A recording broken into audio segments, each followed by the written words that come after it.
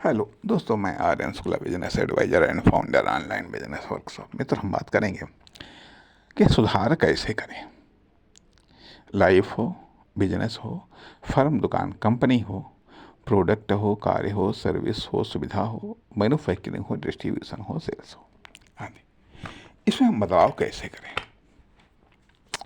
अब बदलाव करने के लिए हमें 3 चीज़ों की समीक्षा करनी होगी।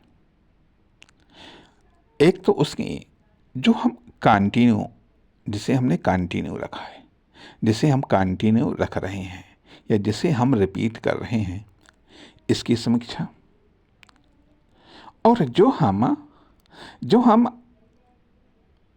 नया इंस्टॉल कर रहे हैं, जो हम नया स्वीकार कर रहे हैं, जो हम नया स्वीकार कर रहे हैं, उसकी समीक्षा।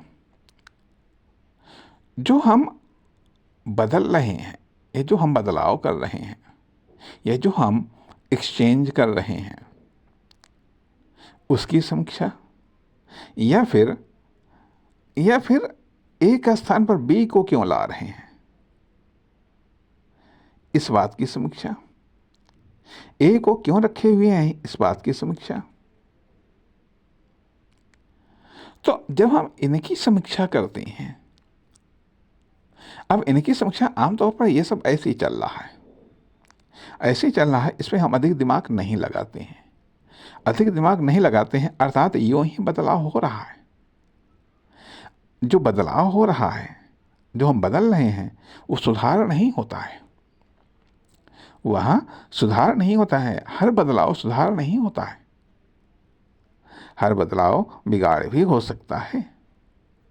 सवाल ये उठता है कि हम पब्लिक के अकॉर्डिंग बदल रहे हैं या कस्टमर के अकॉर्डिंग बदल रहे हैं या फिर नए लेवल के अकॉर्डिंग बदल रहे हैं या फिर हम डिमांड सप्लाई के अकॉर्डिंग बदल रहे हैं, रिक्वायरमेंट के अकॉर्डिंग बदल रहे हैं, इनकम के अकॉर्डिंग बदल रहे हैं तथा आने वाले फ्यूचर के अनुमानों या आंकड़ों के आधार पर बदल रहे हैं या फिर इकोनॉमी में आने वाले चेंजेस के आधार पर बदल रहे हैं।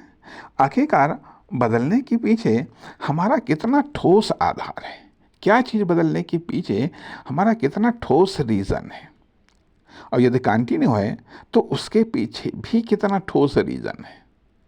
जितना ठोस, जितना पावरफुल, जितना स्ट्रांग रीज़न होगा, वो रिजल्ट या रिटर्न उतना ही बेहतर देगा।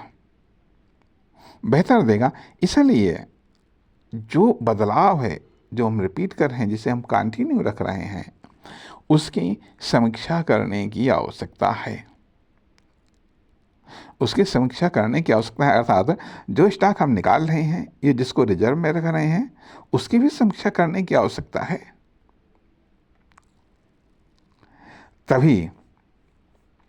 तभी बदलाव और सुधार में हम अंतर कर पाएंगे।